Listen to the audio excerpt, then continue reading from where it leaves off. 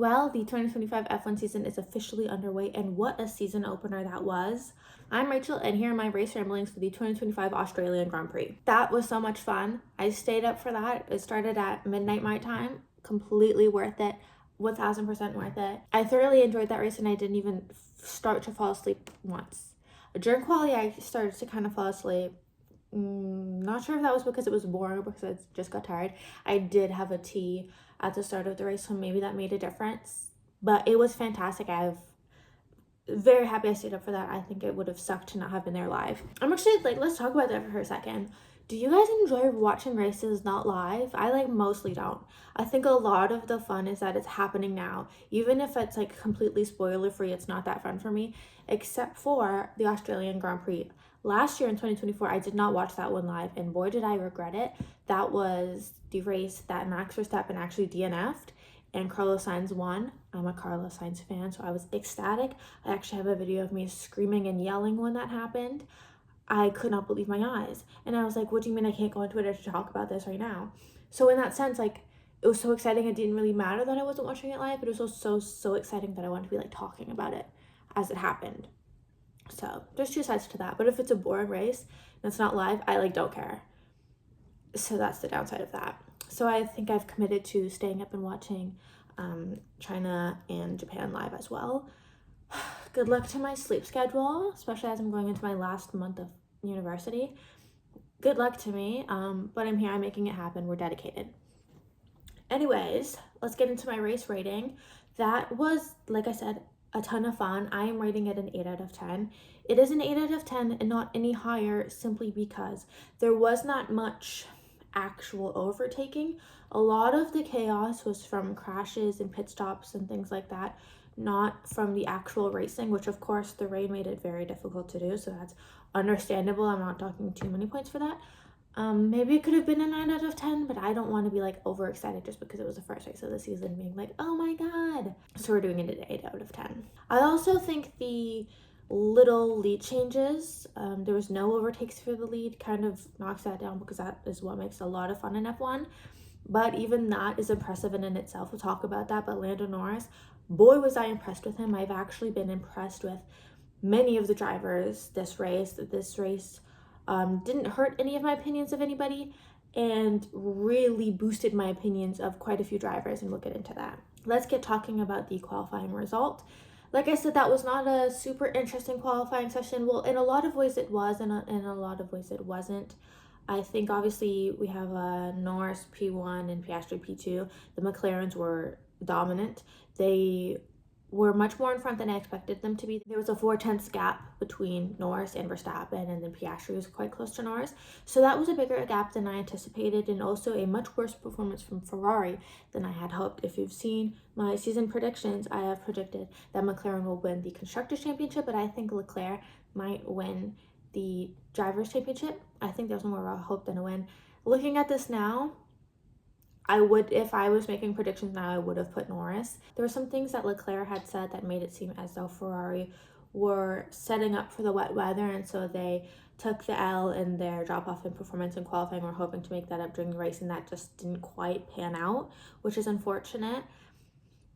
We'll talk about that later. I'm not really upset with that bet. I'm just kind of concerned that they weren't where I thought it was. Again, I'm really hoping that just comes down to some strategy that didn't work out. I'm hoping this is not a pace issue.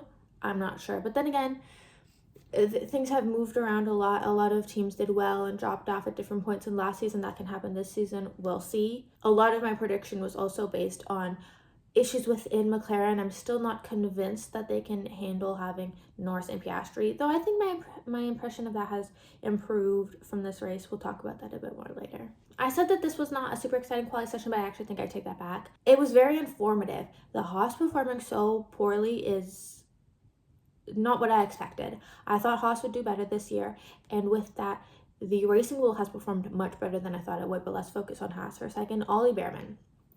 Oh, poor kid. That, it was awful. The two crashes there, yeah, would have punctured the confidence. I'm grateful that this is not his real debut. I'm grateful that he's had very solid races before in F1, and this is not where he started, because if it was, this is a knock to the confidence in general. If this was your actual debut, that would be hard to come back from just mentally, confidence-wise. Though I am we'll talk about this later. I'm trying not to talk too much about the race. I'm impressed with his race performance, just the fact that he finished the race. Obviously an issue from one of those crashes impacting his gearbox, and he couldn't even do a lap in qualifying. I am surprised by Esteban Ocon. That is what is really telling me that the Haas is not where it should be. Ocon can do what he needs to do in a car, and the fact that he couldn't do it in the Haas is concerning to me. Liam Lawson had an issue as well and didn't perform as I had expected throughout the whole weekend, but especially in qualifying. Qualifying, he has the excuse of the issue he had, though, you know, I'm suspicious. Like, with each driver that is failing to perform, and not to say that Lawson is failing to perform, this is his first weekend. It was a very difficult debut for everybody. But I think we can say that the Red Bull is a hard car to drive. It's hard because it's meant to be very fast, and the only person who's been in that car and able to handle it is Max Verstappen. We've got to give credit to where it's due to Max. He's a fantastic driver. It's not, like, I don't know how any of the other top drivers would do in that car. You really don't know. And they're not going there for a reason. Antonelli didn't have a great qualifying. He had that issue with whatever happened to his floor and all the sparks that were happening. Of course, you're not going to get past Q1 with that. I'm excited to see how he'll do next weekend. I think he'll perform a lot better.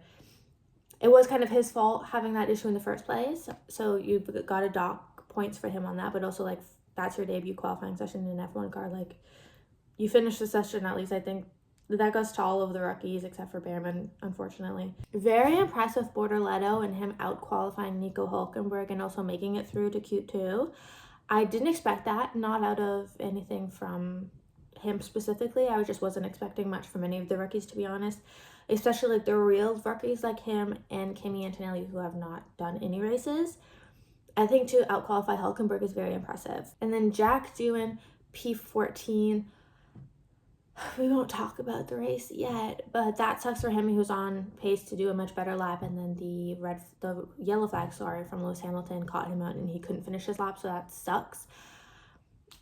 I'm hopeful for him. I really am. He did better than I thought he would, and that's not my feelings about Jack Doohan. I'm, like, weirdly protective of him for some reason. I think it's because he did a lot of F1 TV things, so I'm used to seeing him a lot, and it also, you could tell he wanted it. He didn't just do F1 TV for fun. He did it because he wanted to get his face out there. He wanted to prove that he, like, had a media presence and he would be a good driver in that sense. So I'm upset by the pressure that's seemingly being put on him, because I don't think you can do that to any rookie and expect them to perform well.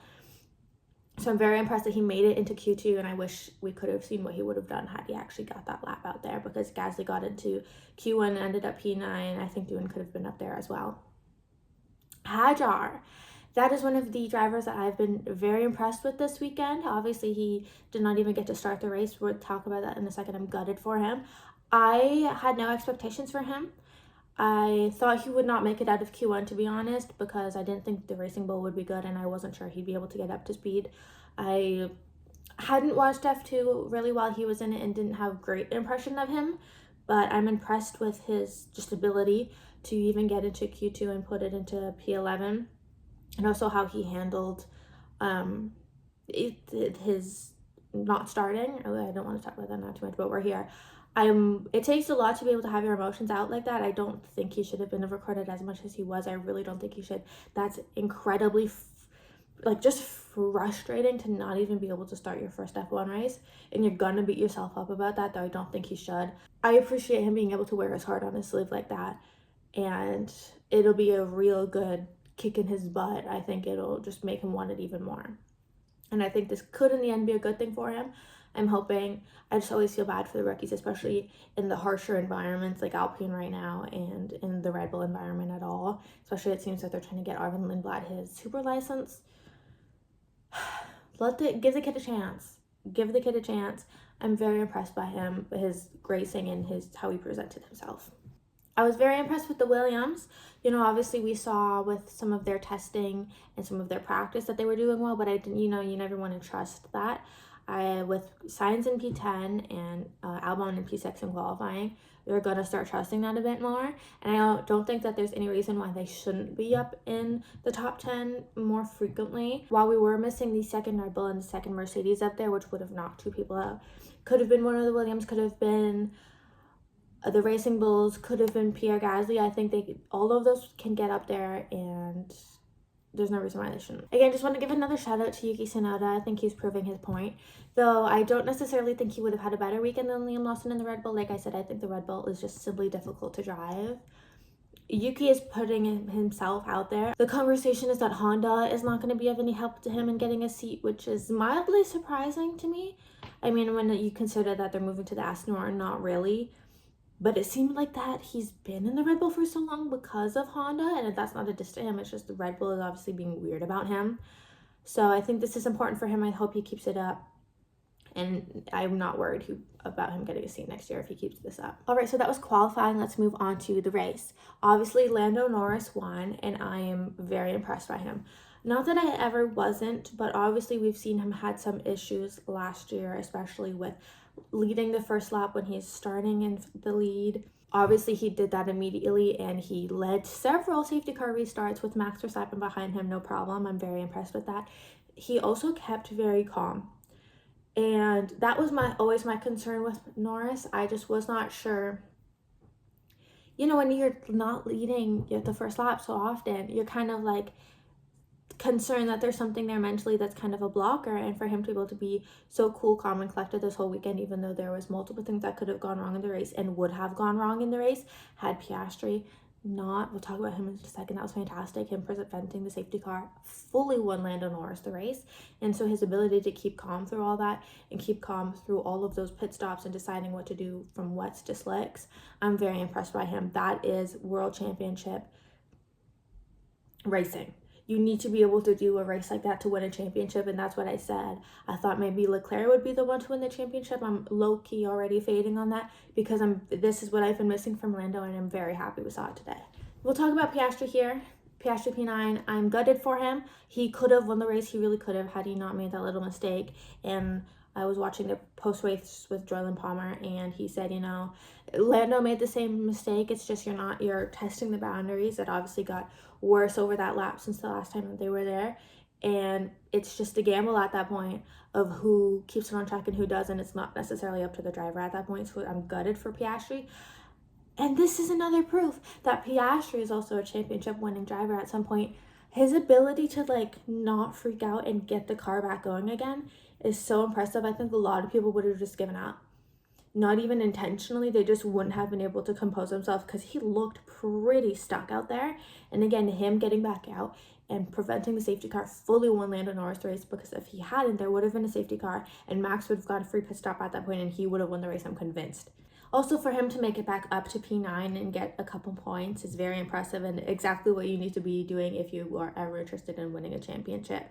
I'm still kind of concerned about the team orders thing, not so much this weekend, but we'll talk about that in a second. Okay, and the Mercedes, Russell P3 and Antonelli P4. Obviously, Antonelli had that penalty that was then revoked and he's back to P4. Very impressed with both of them. Russell, you didn't see too much this race. He was just kind of very there solidly. He's very good at doing that. Kimi Antonelli, I am very impressed. Again, this is one of the drivers that I have been impressed by this weekend, and I have a much better opinion of them coming out of this weekend. Not that I ever had a poor opinion, but my thought was always this is just a warm-up year for Kimi Antonelli. I don't think anybody's expecting anything. He's just got to finish the races decently and not be crashing the car every weekend. So for him, for one, he spun, kept it out of the wall, and finished the race compared to all the other rookies. Very impressive. But not only that, he also had multiple overtakes that were very clean and he fought for them. That is impressive on your debut, because keep in mind, there's a few rookies here that aren't real rookies because they are season rookies, but this is not their debut in F1. This is his debut in F1 to be making those overtakes and finishing P4. I'm very impressed. Alex Albon P5, I'm very happy with that. He kept it clean, he kept it good. It makes you wonder what could have happened for Carlos had he not had that incident. But they'll be very happy with that. I think Albon was talking about it. It's it doesn't feel as good because you're like, well, this is the start of the season. It's like when you have just a random really good race in the middle of the season, it feels really great. But to be just P5 all of a sudden, you're kind of like, okay, not as appreciative of it. But I'm really hoping that this is something that Williams and Albon can keep up. And Albon is there, Sainz is there. We just have to keep the Williams there. Hulkenberg P7, I was quite impressed by. I did not have a good feeling about the Sauber coming into it. I thought they'd be at the bottom of the Constructors' Championship. For him to be up in P7, I'm very impressed by. Leclerc and Hamilton P8 and P10. I'm going to talk a bit more about Ferrari later, but to be honest, if this is a strategy issue, I'm not upset. I supported the bets that they took on strategy. Obviously, it didn't work out, them staying out on slicks, but if it did, they would have won. There was actually a point there where I was like having a physical reaction because I thought Lewis Hamilton could have won the race, and I was like shaking. Literally, I was so excited. Obviously, it didn't happen, but again, I'm not upset about that. I'm assuming it is a strategy issue and they took the bet on that. I'm not upset about that. If this is a car issue, then we have a problem. Now, Gasly P11 and Yuki Tsunoda P12, I'm kind of sad for, more specifically for Tsunoda. He had a very good qualifying session. They both were up there in qualifying, and Tsunoda was up there the majority of the race. It just sort of fell apart in those pit stops and safety cars and everything. I'm gutted for him. It could have been a much better performance. And from down there, we have all the DNFs. Lawson, Bortoleto, Alonso, Sainz, Du, and Hadjar. Wow. I've talked about Hadjar already, but I'm devastated for him. I don't think, obviously that is a bit of a driver error, but it's a rookie error more than it is a real driver error. You never know. Same thing with Jack Doohan. It seemed like they were both having issues with on the road paint, just not having enough grip. That's something you're not going to learn until you're here and you're in that car. That's another thing that Julian Palmer said. It's a very different experience. You don't know how to handle it until you've been in that situation, and this is the first time they've been in that situation, so hopefully it's not too much of a knock to either of their confidence.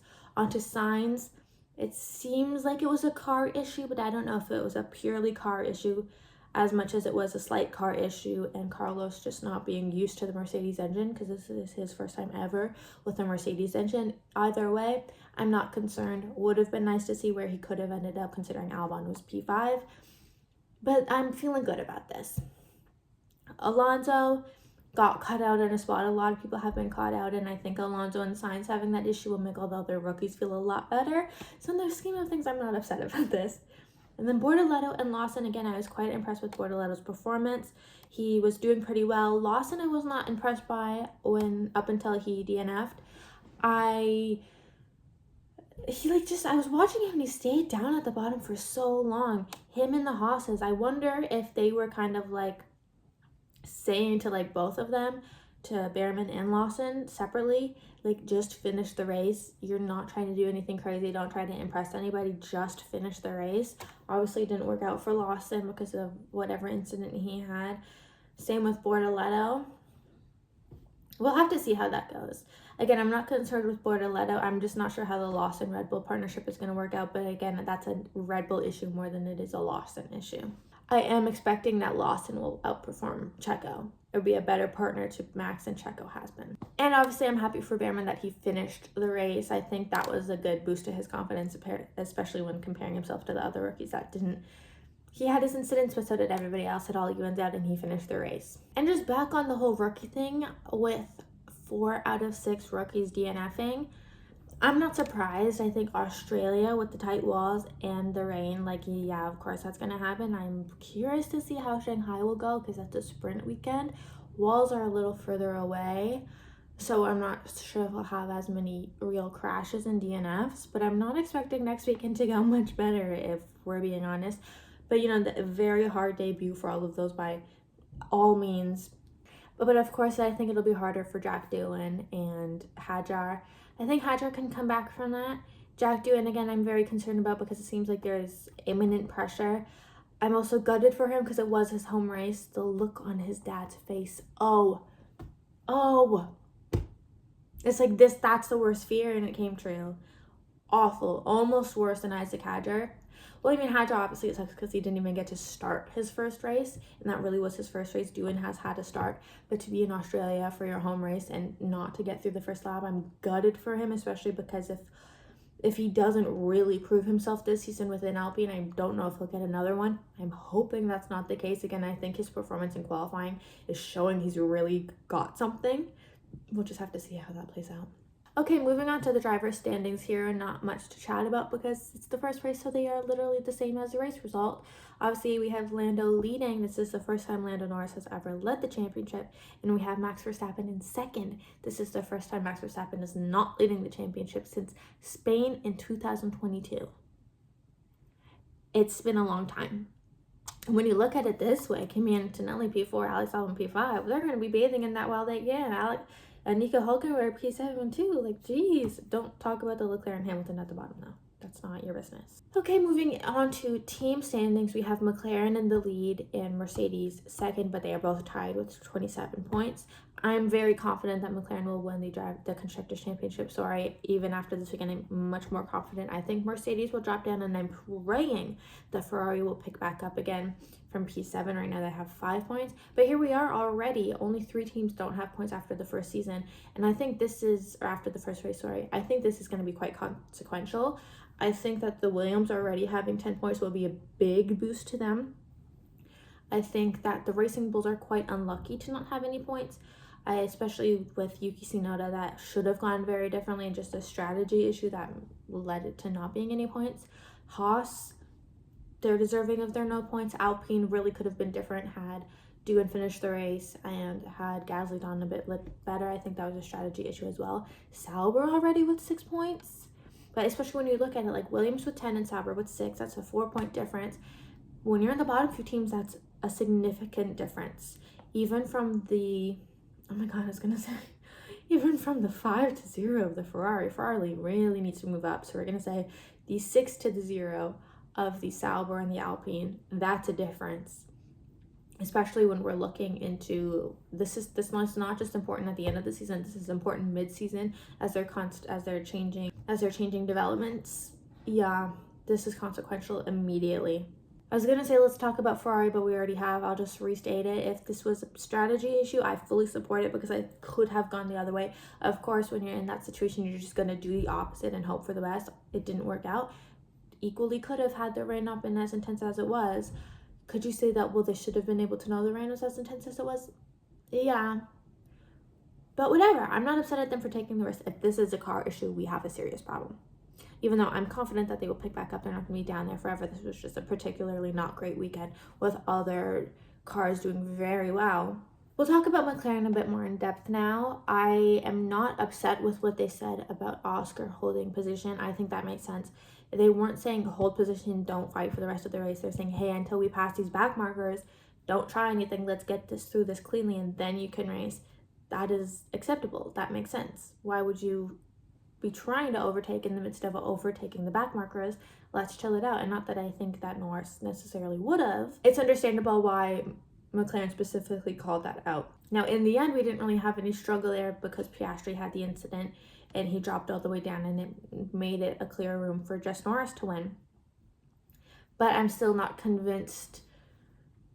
I don't know, maybe if their ideology is just let them fight it the whole season, that could work in some senses, but then it's on Norris and Piastri to keep their head and not go too crazy. I have to say, I was surprised that Piastri has extended his contract so early.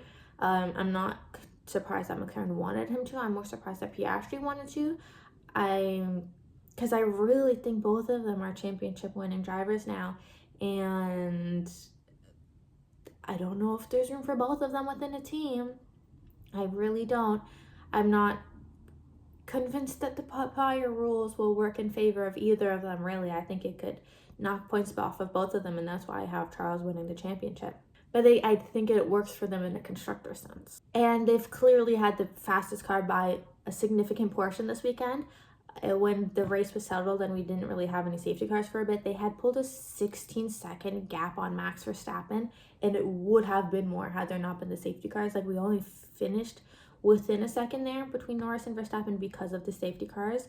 It would have been like a Max Verstappen level, like 2023 level performance. That's crazy.